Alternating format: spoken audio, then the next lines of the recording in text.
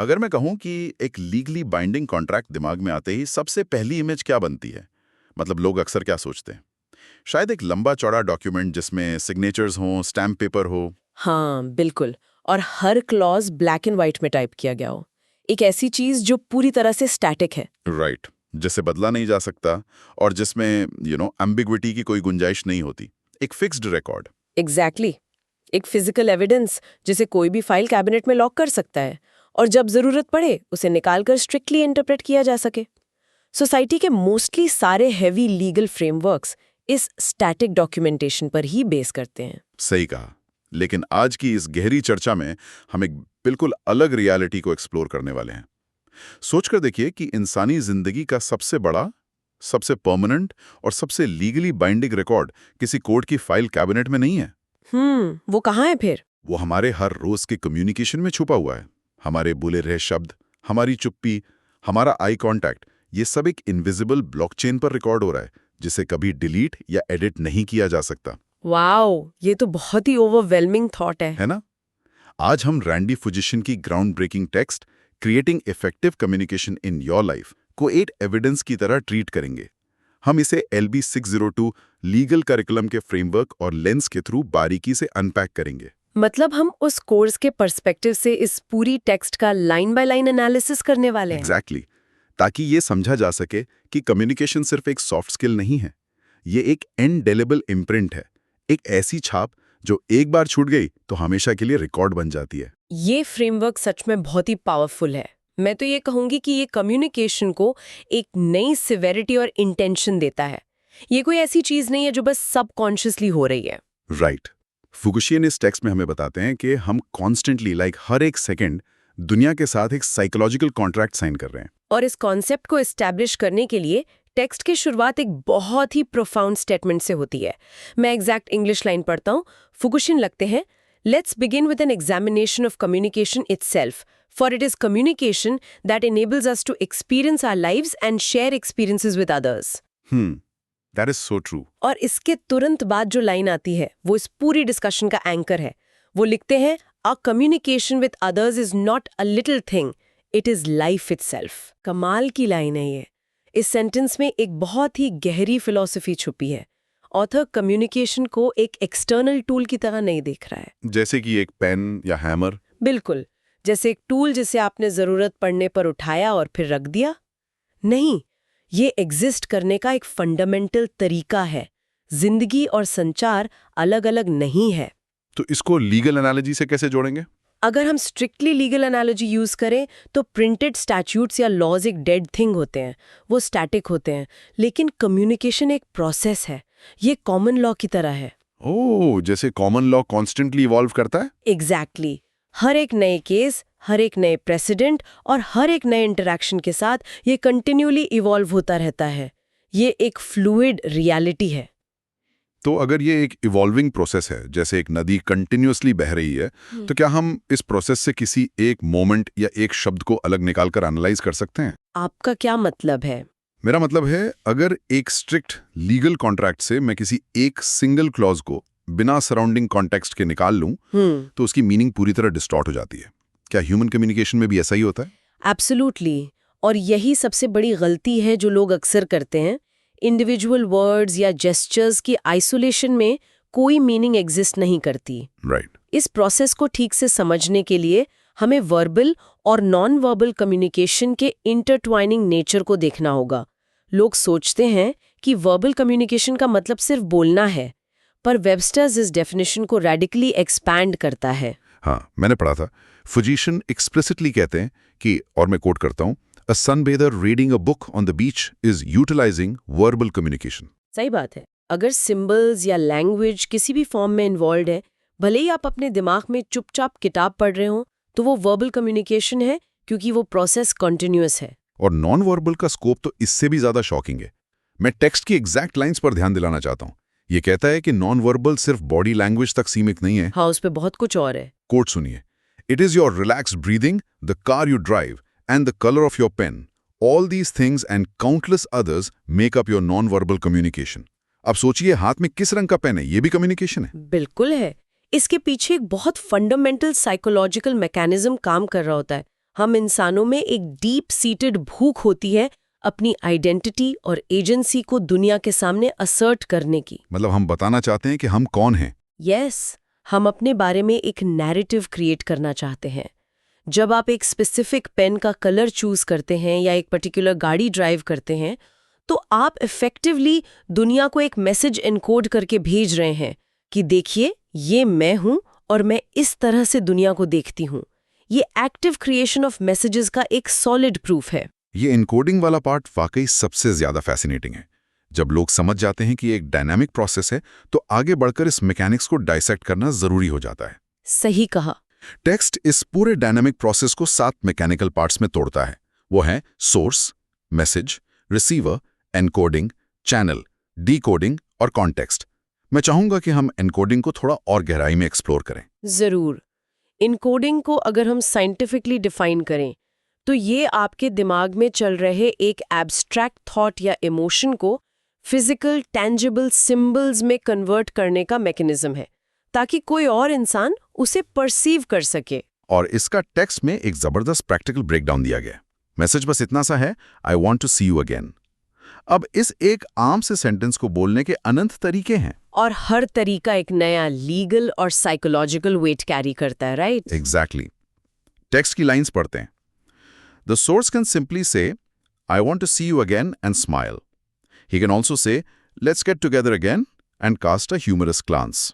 Or he can murmur, I need to see you again with direct eye contact and outstretched arms. वाह, हर action का impact अलग है। और आगे लिखा है, he could simply scribble a note on a napkin saying, we need an encore, and place it gently. हाँ, हर एक फिजिकल जेस्चर उस मैसेज के कोर इम्पैक्ट को पूरी तरह बदल देता है। बिल्कुल। और यहाँ पर चैनल का कॉन्सेप्ट एंटर करता है। चैनल वो मीडियम है जिसके थ्रू आपका एनकोडेड मैसेज ट्रैवल करता है। टेक्स्ट इसे फिजिकल सेंसेशंस यानी हमारे 5 सेंसेस से कनेक्ट करता है। मतलब साइट, साउंड, टच, स्मेल और टेस्ट। एग्जैक्टली। अब सोच कर देखिए, एक स्क्रिबल किया हुआ नैपकिन फिजिकल टच और विजुअल एविडेंस दोनों हैं। ये एक टैंजिबल आर्टिफैक्ट है, पर आजकल के डिजिटल कम्युनिकेशन में हम ये चैनल्स खो देते हैं। हाँ, जब हम टेक्स्ट मैसेजेस भेजते हैं, सही कहा, हम इफेक्टिवली इंसानी सेंसेस के बाकी चैनल्स को म्यूट कर देते हैं। जब आप किसी को फिजिकल कुकीज बेक करके देते हैं, तो आप टेस्ट और स्मेल चैनल यूज कर रहे होते हैं। डिजिटल टेक्स्ट में से टच, स्मेल, टोन ये सब गायब हो जाता है, और इसलिए मिस इंटरप्रिटेशन के चांसेस कई गुना बढ़ जाते हैं। ये बहुत ही वैलिड पॉइंट है। और जब ये मैसेज दूसरे इंसान तक पहुंचता है, तब शुरू होता है डिकोडिंग। पर लोग डिकोडिंग को एक पैसिव एक्टिविटी समझते हैं, जैसे किसी टेप रिकॉर्डर ने आवाज रिकॉर्ड कर लिया। पर ऐसा बिल्कुल नहीं है। रिसीवर पैसिव नहीं होता। डिकोडिंग एक एक्टिव कॉग्निटिव प्रोसेस है। तो इसमें क्या होता है? जैसे ही रिसीवर मैसेज को डिकोड करता है, वैसे ही पावर डायनामिक्स पूरी तरह से फ्लिप हो जाते हैं। अब रिसीवर खुद एक नया सोर्स बन जाता है, और उसका रिएक्शन, चाहे वो एक नॉड हो या एक फ्राउन, उसके आगे का प्रोसेस डिक्टेट करता है। और ये सब कुछ किसी वैक्यूम में नहीं हो रहा। हर इंटरेक्शन के इर्द गिर्द एक कॉन्टेक्स्ट होता है, और टेक्स्ट क्लियरली हाईलाइट करता है कि कॉन्टेक्स्ट सिर्फ बैकग्राउंड नहीं है, ये एक एक्टिव टूल है। प्रिसाइसली, इसे मैनिपुलेट किया जा सकता है। अगर आप किसी स्पेसिफिक रिएक्शन की उम्मीद कर रहे हैं, तो माहौल को कंट्रोल करना सबसे बड़ा मास्टर स्ट्रोक है। टेक्स्ट में क्या बताया गया है इसके बारे में? टेक्स्ट बताता है, और मैं कोट करती हूँ, making the actual physical surroundings clean, uncluttered and peaceful, putting on some soothing background music. ये कोई एस्थेटिक चॉइस नहीं है। तो ये क्या है? एक टैक्टिक। यस। जब आप रूम को क्लटर फ्री करते हैं और सूदिंग साउंड्स इंट्रोड्यूस करते हैं, तो आप सामने वाले के ब्रेन के थ्रेट डिटेक्शन मैकेनिज्म्स को फिजिकली शांत कर रहे होते हैं। आप उनके साइकोलॉजिकल डिफेंसेस को इंटेंशनली लोअर कर रहे हैं। वाह, दैट इज एक्सट्रीमली पावरफुल। लेकिन इतनी सारी मैनिपुलेशंस और इंटेंशंस के बावजूद एक बहुत बड़ी रुकावट है। मैसेज भेजना और रिसीव करना, इन दोनों के बीच एक ओपैक दीवार होती है, जिसे हम परसेप्शन कहते हैं। हाँ, हमारा दृष्टिकोण। टेक्स्ट एक्सप्लिसिटली स्टेट करता है, perception is the process by which we assign meaning to a stimulus. तो बेसिकली यही प्रोसेस तय करेगा कि मेरे भेजे गए मैसेज का असली मतलब सामने वाला क्या निकालेगा। सही कहा आपने। परसेप्शन के दो प्राइमरी फंक्शंस होते हैं, सिलेक्शन और इंटरप्रिटेशन। सिलेक्शन इसलिए ज़रूरी है क्योंकि हमारा ह्यूमन ब्रेन हर वक्त एक सेंसरी ओवरलोड की स्टेट में होता है। मतलब बहुत ज़्यादा इन्फॉर्मेशन एक साथ आना। बिल्कुल, अगर हम हर चीज़ प्रोसेस करने लगे हैं तो हमारा नर्वस सिस्टम लिटरली क्रैश हो जाएगा। और फुजिशन ने इस सिलेक्शन का क्या अजीब और सटीक एग्जाम्पल दिया है। टेक्स्ट कहता है, do you select the words in this sentence और gaze at your left foot? You can't select all the things, so you must select a few. हाँ, यस। मैं शर्त लगाकर कह सकता हूं कि इस एग्जाम्पल को सुनने से पहले किसी का भी ध्यान अपने लेफ्ट फुट पर नहीं था। हमारी बायोलॉजी एक्टिवली 99% रियलिटी को फिल्टर आउट कर रही है ताकि हम सरवाइव कर सकें। कमाल का बायोलॉजिकल हैक है। और जो बचा हुआ 1% हम सिलेक्ट करते हैं उसे हम इंटरप्रेट करते हैं। पर इस इंटरप्रिटेशन के रास्ते में 4 बड़े फिल्टर्स आते हैं। सबसे पहला और सबसे बेसिक फिल्टर है फिजिकल फैक्टर्स, यानी हमारी हेल्थ। हाँ, हमारी बॉडी की एक्चुअल फिजियोलॉजिकल स्टेट। टेक्स्ट का कोड देखिए, when you are ill, hungry और depressed, you see and experience a very different world than when you are healthy, well-fed and cheerful. Wait, मुझे इस पॉइंट पर थोड़ा स्केप्टिसिज्म है। मेरा मतलब है, मैं समझता हूं कि जब हम बीमार होते हैं तो मूड खराब होता है। Right? पर क्या एक सिंपल फिजियोलॉजिकल स्टेट जैसे भूख लगना किसी ऑब्जेक्टिव रियलिटी को इतना डिस्टॉर्ट कर सकती है कि मुझे किसी दोस्त का हार्मलेस मजाक एक पैसिव एग्रेसिव अटैक लगने लगे? Absolute perfection के साथ। मैं इसको बायोलॉजिकली समझाती हूँ। जब आपकी बॉडी में ब्लड शुगर लेवल ड्रॉप होता है तो आपका ब्रेन एनर्जी कंजर्व करने के प्रिमिटिव मोड में चला जाता है। अच्छा, सर्वाइवल मोड। एग्जैक्टली। आपका अमिगडाला जो फियर और थ्रेट डिटेक्ट करता है वो हाइपर एक्टिव हो जाता है। ऐसी स्टेट में आपका ब्रेन एम्बिग्विटी को न्यूट्रल नहीं मानता, वो एम्बिग्विटी को डायरेक्ट थ्रेट मानता है। ओह, तभी हम ओवर रिएक्ट करते हैं। हाँ, तो भूख वाकई आपके दोस्त के मजाक की डिकोडिंग प्रोसेस को हाईजैक करके उसे एक हॉस्टाइल अटैक में तब्दील कर सकती है। That is deeply unsettling. हमारा दिमाग हमसे कितनी आसानी से झूठ बोल सकता है। चलिए दूसरा फिल्टर देखते हैं जो टेक्स्ट ने बताया है। वो है साइकोलॉजिकल फैक्टर्स, खासकर एजुकेशन। एजुकेशन फिल्टर कैसे काम करता है? टेक्स्ट की एग्जैक्ट लाइन ने मुझे रुककर सोचने पर मजबूर कर दिया। लाइन है, An individual who never went beyond the 7th grade sees a much different world than an individual who has completed law school. ये बहुत डीप बात है ना? एक लॉ स्कूल ग्रेजुएट दुनिया में सिर्फ पेड़, लोग या इमारतें नहीं देखता। वो उन सब के पीछे छुपे हुए राइट्स, ड्यूटीज, कॉन्ट्रैक्ट्स, लायबिलिटीज और रिस्क्स देखता है। उसकी कॉग्निटिव रियलिटी परमानेंटली बदल चुकी होती है। उसी तरह तीसरा सबसे डीपली प्रोग्राम्ड फिल्टर है कल्चरल फैक्टर्स। जो बात एक कल्चर में रिस्पेक्ट मानी जाती है वो दूसरे में इंसल्ट हो सकती है। हाँ, इसके तो बहुत एग्जाम्पल्स हैं। टेक्स्ट कल्चरल कोलिजन के स्पेसिफिक एग्जाम्पल्स देता है। कोट करती हूँ, Americans interpret direct eye contact as a sign of confidence, whereas Japanese interpret the same direct eye contact as rude and confrontational. एकदम ऑपोजिट। बिल्कुल। और मिडिल ईस्टर्न कल्चर्स में बात करते वक्त लोग फिजिकल स्पेस बहुत कम रखते हैं, जबकि अमेरिकन्स को एक बड़ा पर्सनल बबल चाहिए होता है, वरना उन्हें लगता है कि उनकी स्पेस इन्वेड हो रही है। और टेक्स्ट में वो ओके साइन वाला एग्जाम्पल भी तो है। ओह यस, सबसे एक्सट्रीम डिस्कनेक्ट वही बताया है। For Americans the okay sign is a sign that everything is fine, but in many cultures it is an obscene gesture. सोचो, इंटेंशन अच्छी है पर सामने वाले ने उसे वल्गर इंटरप्रेट कर लिया। बड़ा डेंजरस है। और आखिरी फिल्टर जिसे लोग अक्सर नज़रअंदाज कर देते हैं वो है पोजीशन इन स्पेस।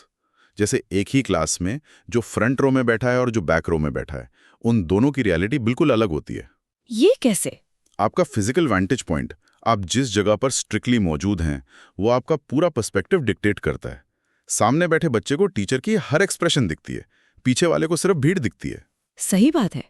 तो जब इतने सारे कल्चरल, फिजिकल और साइकोलॉजिकल फिल्टर्स कंटिन्यूअसली हमारे रियलिटी को धुंधला कर रहे हैं और हमारा ये दिमाग एमिगडाला हाईजैक की वजह से हमसे झूठ बोल रहा है, तो मिसकम्युनिकेशन होना तय है। एग्जैक्टली। तो इस बड़ी ट्रेजेडी से बचने का सॉलिड तरीका क्या है? यहाँ फुजिशन एक एक्शनेबल कॉग्निटिव टूल देते हैं, जिसे कहते हैं परसेप्शन चेकिंग। ये क्या है और कैसे काम करता है? ये एक ऐसी टेक्निक है जो हॉस्टिलिटी को उसके रूट से ही न्यूट्रलाइज कर देती है। ये स्ट्रिक्टली 3 स्टेप्स में काम करती है। मैं एग्जैक्ट टेक्स्ट को इंग्लिश में ध्यान से पढ़ता हूँ। सुनते हैं। Step 1, an observation of a particular behaviour. Step 2, 2 possible interpretations of that behavior. Or Step 3, a request for clarification about how to interpret that behavior. ये फ्रेमवर्क इसलिए मास्टर क्लास है क्योंकि ये सीधा उस फॉल्स रियलिटी को टारगेट करता है जो हमारे दिमाग ने गेस करके बनाई होती है। हम गैस करके डिफेंसिव हो जाते हैं। एग्जैक्टली। जब लोग हर्ट होते हैं तो उनकी आदत होती है डायरेक्टली अक्यूज करने की, पर परसेप्शन चेकिंग आपको अक्यूजेशन की जगह क्यूरियोसिटी यूज करना सिखाता है। टेक्स्ट में इसके 2 बहुत क्लियर वर्बेटम एग्जाम्पल्स दिए गए हैं। मैं पहला एग्जाम्पल पढ़ता हूँ। I noticed you haven't been in class for the past 2 weeks. I wasn't sure whether you've been sick or were dropping the class. What's up? कितना पोलाइट एंड क्लियर है। और दूसरा देखिए, You walked right past me without saying hello. It makes me curious if you're mad at me or just in a hurry. How are you feeling? ध्यान दीजिए कि इन दोनों situations में स्पीकर ने सिर्फ ऑब्जेक्टिव बिहेवियर को पॉइंट आउट किया, बिना सामने वाले के कैरेक्टर पर अटैक किए। राइट। फिर उसने 2 वैलिड नॉन थ्रेटनिंग ऑप्शंस दिए और फाइनल अथॉरिटी सामने वाले को दे दी क्लैरिफाई करने के लिए। ये अप्रोच डिफेंस मैकेनिज्म्स को ट्रिगर ही नहीं होने देता। आप सामने वाले को एक सेफ एग्जिट रूट प्रोवाइड कर रहे हैं, जबकि आप टेक्निकली उनकी अकाउंटेबिलिटी भी एस्टैब्लिश कर रहे होते हैं। सो परसेप्शन और उसके फिल्टर्स को कवर करने के बाद अब आते हैं इस चर्चा के सबसे सेंट्रल लीगल कनेक्शन पर। इस पोर्शन को स्पेशली LB 602 कोर्स के फ्रेमवर्क से समझाने के लिए डिजाइन किया गया है। मतलब यूनिवर्सल मैक्सिम्स जो लॉज की तरह काम करते हैं। एग्जैक्टली। हम उन यूनिवर्सल प्रिंसिपल्स की बात करेंगे जो ह्यूमन रिलेशनशिप्स में किसी रिजिड लॉ की तरह फंक्शन करते हैं। और पहला प्रिंसिपल ही एक एब्सोल्यूट रूल डिक्लेयर करता है, यू कैनॉट नॉट कम्युनिकेट। इसका मतलब है कि आपके पास कम्युनिकेशन से ऑप्ट आउट करने का ऑप्शन ही नहीं है। साइलेंस यानी चुप रहना इनएक्शन का प्रतीक नहीं है, वो भी एक बहुत लाउड मैसेज है। मतलब हम चुप रहकर भी बहुत कुछ बोल रहे हैं। बिल्कुल। आप अपने वर्बल चैनल्स को बंद करके बोलना बंद कर सकते हैं, लेकिन आपकी फिजिकल प्रेजेंस, आपका स्टैंस, आपकी आंखों की डायरेक्शन लगातार डेटा ट्रांसमिट कर रही होती है। एक कोर्टरूम में भी अगर गवाह आंखों में देखकर जवाब ना दे और नीचे देखता रहे तो जूरी उसकी साइलेंस और पोस्चर से एविडेंस ड्रॉ कर ही लेती है। और इसके बाद आता है दूसरा heavy principle, communication is irreversible. ये वापस नहीं लिया जा सकता। टेक्स्ट की लाइंस बड़ी रिलेटेबल हैं। Forget I said that, I'm sorry I did that, let's pretend it never happened. Oh yes, हम सबने ये लाइंस यूज की हैं। हम सब ने अपनी जिंदगी में किसी न किसी पॉइंट पर ऐसे बोला ही होगा। हम चाहते हैं कि गलती से निकला हुआ शब्द एक पेंसिल ड्राफ्ट की तरह इरेज हो जाए, लेकिन फिजिशियन ब्लंटली डिक्लेयर करते हैं, the memory of a careless word और deed can last a lifetime. और यहीं पर हमारी इंडेलिबल इम्प्रिंट वाली एनालॉजी परफेक्ट फिट होती है। जब एक ट्रायल कोर्ट में लॉयर कोई हाईली इनअप्रोप्रिएट बात कह देता है तो ऑपोजिशन लॉयर तुरंत ऑब्जेक्शन रेज करता है और जज कहता है कि उसे रिकॉर्ड से निकाल दो। हाँ, जज उस ऑब्जेक्शन को सस्टेन करके जूरी को स्ट्रिक्टली इंस्ट्रक्ट करता है कि please disregard this statement. Legal record से वो लाइन स्ट्राइक ऑफ कर दी जाती है। लेकिन ह्यूमन साइकोलॉजी ऐसे काम नहीं करती। जूरी उसे दिमाग से थोड़ी निकाल सकती। एग्जैक्टली। जूरी उस बात को अनहियर नहीं कर सकती। एक बार इंफॉर्मेशन ब्रेन में प्रोसेस हो गई तो सिनेप्स फायर हो चुका है, वो फिजिकली ब्रेन में रिकॉर्ड हो गया है। तो यहाँ मैं थोड़ा पुशबैक देना चाहूंगा। अगर हर चीज इतनी परमानेंटली इरिवर्सिबल है तो क्या हम इफेक्टिवली ह्यूमन रिलेशनशिप्स में एक स्ट्रिक्ट लायबिलिटी सिस्टम के अंदर ऑपरेट कर रहे हैं? स्ट्रिक्ट लायबिलिटीज आपका क्या मतलब है? जहां एक छोटी सी इंटेंशनल या अनइंटेंशनल गलती के लिए लाइफ सेंटेंस है। अगर मैं किसी को माफ कर दूं तो क्या तब भी डैमेज इरिवर्सिबल है? टेक्निकली साइकोलॉजिकल स्टैंड पॉइंट से यस। फॉरगिवनेस या माफ़ी आपके रिलेशन को आगे बढ़ने की परमिशन ज़रूर देती है, वो इंटेंशन को क्लियर करती है, लेकिन फॉरगिवनेस मेमोरी को डिलीट नहीं करती। तो इम्पैक्ट वहीं रहता है? हाँ, इम्पैक्ट वहीं रहता है, बस हम उस इम्पैक्ट के साथ जीना सीख लेते हैं। और इसीलिए टेक्स्ट का तीसरा प्रिंसिपल इतना क्रूशल हो जाता है, कम्युनिकेशन इज क्रिएटिव। क्रिएटिव कैसे? आर्ट या पोइट्री की तरह? नहीं, टेक्स्ट कहता है it is the creativity expressed in your daily communication. When you choose to be silent, the way you listen, the times you choose to speak, the clothes you wear, the car you drive. क्योंकि आप जानते हैं कि हर stroke permanent है, इसीलिए आपको एक conscious artist या आर्किटेक्ट की तरह ऑपरेट करना पड़ता है। वाकई। और यही रियलिटी हमें इस टेक्स्ट के आखिरी और सबसे एक्शनेबल सेक्शन की तरफ ले जाती है। Enlarge or diminish. Do you enlarge or diminish others? ये क्वेश्चन बहुत डीप है। फिजिशियन एक प्रोफाउंड ऑब्जर्वेशन देते हैं। I believe that we enlarge or diminish others with our communication. उनके हिसाब से ये एक जीरो सम गेम है। जब आप किसी से बात करते हैं तो आइदर आप उनकी आत्माओं को बढ़ाते हैं, उन्हें हील करते हैं, या आप उन्हें छोटा करते हैं, डिमिनिश करते हैं। आप ही वो सोल अथॉरिटी हैं। आप अपने आप में एक पावर सेंटर हैं। टेक्स्ट आगे कहता है, you are ultimately the script writer, the dialogue coach, the director and the speaker who will deliver the lines. ये एब्सोल्यूट अकाउंटेबिलिटी का डिक्लेरेशन है। हम अक्सर सोचते हैं कि सिचुएशंस हमारी बातों को कंट्रोल कर रही हैं, लेकिन फुजिशन कह रहे हैं कि रिमोट कंट्रोल हमेशा आपके हाथ में होता है। और इस रिमोट कंट्रोल को इफेक्टिवली यूज करने के लिए टेक्स्ट ने प्रैक्टिकल एक्सरसाइजेस का एक एग्जॉस्टिवली डिटेल्ड सेट दिया है। हम एक एक करके इन सभी एक्सरसाइजेस को अनपैक करेंगे, क्योंकि इनमें से हर एक एक्सरसाइज हमारी कॉग्निटिव वायरिंग को चेंज करने के लिए डिजाइन की गई है। बिल्कुल, इनको मिस नहीं करना चाहिए। पहला सेक्शन है एक्सप्लोरिंग क्रिएटिव टास्क्स। इसका सबसे पहला टास्क पढ़ने में सिंपल लगता है पर प्रैक्टिकली बहुत मुश्किल है।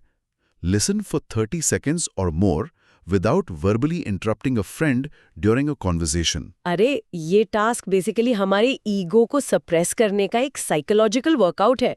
जब कोई दूसरा बोल रहा होता है तो हम एक्चुअली उन्हें सुन नहीं रहे होते, हम अपने अगले काउंटर आर्ग्यूमेंट को दिमाग में ड्राफ्ट कर रहे होते हैं। हाँ, हम सोचते हैं अब मैं क्या बोलूंगा। एग्जैक्टली 30 सेकंड तक बिना इंटरप्ट किए चुप रहना बायोलॉजिकली अनकंफर्टेबल फील होता है, क्योंकि हम अपनी एजेंसी और एक्सप्रेशन के अर्ज को दबाते हैं, लेकिन ये दूसरे इंसान को इमेंसली एनलार्ज करता है। दूसरा टास्क वही है जो हमने अभी थोड़ी देर पहले सीखा।